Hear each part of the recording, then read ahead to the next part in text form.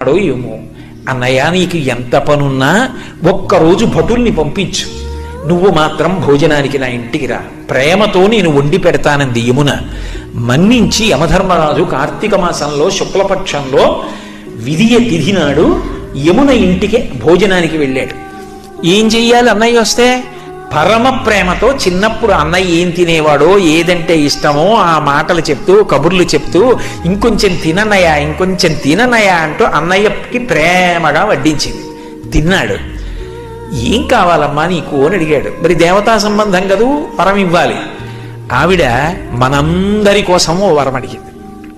అన్నయ్య, ఇది జ్ఞాపకం పెట్టుకుని ఈ తిథి నాడు ఏ అన్నయ్యని, ఏ తమ్ముణ్ణైనా సరే, ఏ అక్క అయినా, ఏ చెల్లైనా ఇంటికి పిలిచి అన్నం పెడితే ఆ అన్నం తిన్నందుకు ఆ అన్నకి కానీ తమ్ముడికి కానీ అపమృత్యు దోషం లేకుండా చెయ్యన్నయ్యా.